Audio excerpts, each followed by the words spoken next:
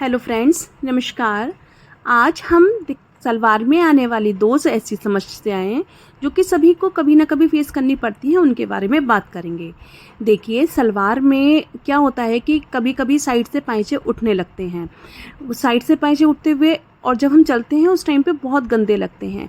ऐसा लगता है कि सलवार बहुत छोटी या ऊंची बनी हुई है, लेकिन हमने तो सलवार का सही नाप लिया हुआ होता है और सही बनी हुई होती है, उसके बावजूद ये ऊपर उठना स्टार्ट हो जाती है। तो इसका मेन कारण क्या होता है? और दूसरी प्रॉब्लम ये कि ये बीच वाला हिस्सा कभी कभी क्या होता है, पाइचे के सेंटर पार्ट पे बीच वाले हिस्से के ऊपर गिरना स्टार्ट हो जाता है। तो ये दोनों प्रॉब्लम बहुत अच्छी नहीं लगती सलवार, पहनी हुई सलवार में। तो इनके कारण और निवारण की आज हम बात करते हैं। देखिए, ये सेंटर वाला जो पार्ट है, इस वाले सेंटर पीस को हम पार्ट बोलते हैं। सेंटर वाले पार्ट का जो सेंटर बना है सलवार का, जो ये कोना बना है, अगर ये बिल्कुल परफेक्ट नहीं बनता, परफेक्ट का मतलब ये है कि पाइचे तो हमने बिल्कुल सही बनाए हैं, पार्ट भी सही लिए हैं, लेकिन क्या होता है कि कभी कभी ये सिलाई करने में गड़बड़ जाती है।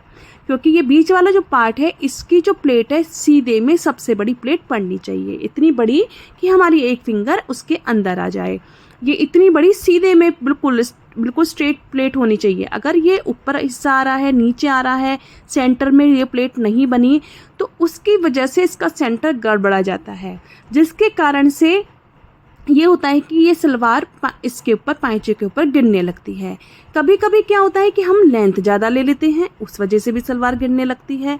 लेंथ को तो कम करके सही करा जा सकता है, लेकिन अगर ये प्लेट गड़बड़ है तो ये सलवार आसानी से सही नहीं होती है। ध्यान रहे कि प्लेट, सेंटर वाली जो प्लेट है जो बीच में आएगी, उस पर आप एक ऊपर कट लगा दें। कट लगाने से आपको पता रहेगा कि ये हमारी सेंटर पार्ट का हिस्सा है। जिस टाइम हम प्लेटें बनाते हैं तो उसको, उसके आगे पीछे अगर कोई प्लेट आ रही है तो उसको छोड़ दें, आप उस प्लेट को मतलब छोड़ दें या छोटी कर दें, लेकिन सेंटर प्लेट को आप एक फिंगर जितनी लंबी जरूर बनाएंगे और वो सेंटर वाला पार्ट सेंटर में ही रहना चाहिए। तो इस तरीके से करने से ये बीच में गिरनी सलवार बंद हो जाती है और लेंथ भी आप परफेक्ट लें। ये दो मेन इसके कारण होते हैं। और तीसरा कारण ये होता है कि ये प्लेटें आप हिसाब से ज़्यादा साइड वाले पार्ट तक ले जाते हैं, तब भी ये गड़बड़ हो जाती है। तो चलिए अब साइड की सिलाई की बात करते हैं। साइड में जो हमारे पाइचा उठना स्टार्ट होता है, उसका मेन रीज़न ये होता है कि सलवार तैयार करने के बाद हम फटाफट से पाइचों को मिला के आपस में लंबी साइड वाली सिलाई लगा देते हैं, जिससे और हम अंदर ये चेक नहीं करते कि दोनों पार्ट की सिलाई आपस में मिल भी रही है या नहीं, या हो सकता है पाइचे बनाने में पाइचे छोटे बड़े हो गए हों।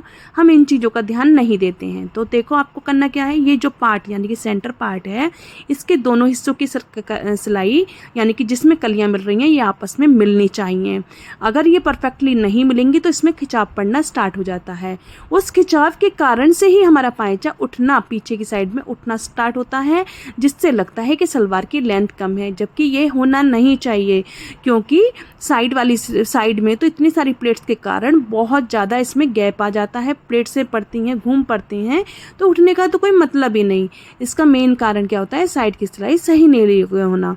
देखिए, अब हमने जब इस तरीके से हम सेटिंग करेंगे तो दोनों पार्ट वाली सिलाई यानी कि कलियों से जो पार्ट जोड़ते हैं, उन सिलाई को आपस में मिला के रखेंगे। उससे क्या होता है कि कभी कभी पाइचे, देखिए कितना गैप आ गया है इसमें, ये इतना छोटा बड़ा पाइचा है और हम इस चीज़ का ध्यान नहीं देते। हम तो डायरेक्ट ही पाइचा मिलाया और आपस में करना, इस पाइचा मिलाकर आपस में सिलाई लगाना स्टार्ट कर देते हैं। चलिए मैं आपको इसको सिंगल करके दिखाती हूँ।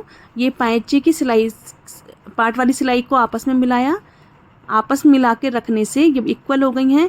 जितना भी पार्ट एक्स्ट्रा निकले, एक बार को आप इसमें जितना भी एक्स्ट्रा निकलेगा वो एक बार में ही आपका सारा निकल कर अलग हो जाएगा।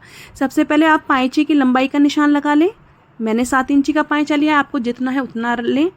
इसके बाद पौना या 1 इंची इतना ही आपको मार्जिन लेना है, इससे ज़्यादा आपको मार्जिन नहीं लेना। कुछ लोग 1.5 इंच 2-2 इंच भी इसमें मार्जिन लेते हैं, वो गलत है। उससे क्या होता है कि उससे सिलाई ज़्यादा दूर लगी होने से और कपड़ा 2 इंची का बाहर होने से या 1.5 इंची का बाहर होने से वो कपड़ा में खिंचाव पड़ने लगता है, जिसकी वजह से भी सलवार खिंचने लगती है। तो आप ऐसा नहीं करेंगे, आप 1 से पौना इंची का ही निशान लगाएंगे। फिर इस निशान को लंबाई में निशान लगा दें पौना इंची के निशान को लगभग 1 बिलांद लंबाई पर। ये देखिए लगभग 1 बिलांद के पाइचे से 1 बिलांद की लंबाई पर हमने ये निशान लगाया है। अच्छा, कुछ लोग क्या होता है पाइचे के ऊपर बिल्कुल सीधी सिलाई लेते हैं, वो भी गलत है। उससे भी पाइचे की फिटिंग गड़बड़ा जाती है। तो आप पाइचे पर इस तरीके से सीधी सिलाई कभी ना लगाएं, आप फ्लोप में ही सिलाई लगाएं, यानी कि जिस हिसाब से हमने कटिंग करी है उस हिसाब से ही सिलाई लगनी चाहिए। हाँ, ये बात अलग है कि आपकी सलवार बहुत लूज़ है तो उसमें बिल्कुल ही वो एक साइड में झुकी हुई सिलाई आ रही है, तो ऐसे भी ना करें। आप इस तरीके से सिलाई लगाएं कि वो फ्लो बनता हुआ दिखे, यानी कि जैसे मैंने इस टाइम ये सिलाई लगाई, निशान जो लगाया है ये फ्लो वाला निशान है। इससे सलवार कभी भी साइड से नहीं उठेगी, यानी कि पाइचे पीछे खिंचते हुए नज़र नहीं आएंगे।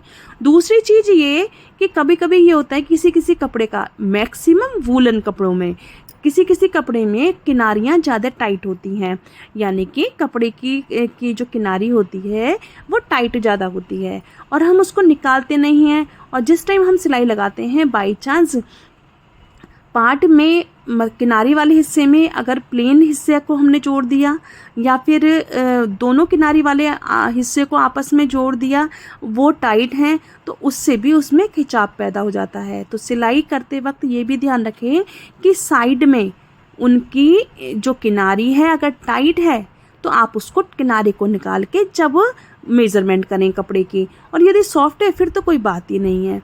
तो इस तरीके से हम दोनों साइड में निशान लगा देंगे इसमें, ताकि मशीन पर जाकर हमें गड़बड़ बिल्कुल भी ना हो और निशान के ऊपर निशान रखकर हम इसमें सिलाई लगा दें। तो इस तरीके से एक पार्ट से लेके दूसरे पार्ट तक दोनों पार्टों में हम सबसे पहले निशान लगा देंगे। निशान लगाने के बाद जितना भी पार्ट एक्स्ट्रा होगा उसको हम काट देंगे। ये काम हमें दोनों पाइचों पर करना है, क्योंकि दोनों पाइचों में ही कुछ ना कुछ गड़बड़ ज़रूर निकलेगी। और यदि कॉटन का कपड़ा होता है ना, प्योर कॉटन का, उसमें ये दिक्कत कम आती है। ये दिक्कत मैक्सिमम वूलन कपड़ों में या फिर तो इस तरीके से अगर आप सलवार पे परफेक्टली निशान लगाकर कपड़े को मैनेज करके और इन छोटी छोटी बातों का ध्यान रखकर सलवार की लास्ट सिलाई लगाएंगे तो उसमें कोई प्रॉब्लम नहीं आएगी। आई होप कि आपको मेरी वीडियो पसंद आई हो। अगर मेरी वीडियो पसंद आई हो तो प्लीज़ लाइक शेयर सब्सक्राइब कीजिएगा, लाइक ज़रूर कीजिएगा। अगर कोई भी दिक्कत है तो कमेंट कीजिएगा। थैंक यू, धन्यवाद।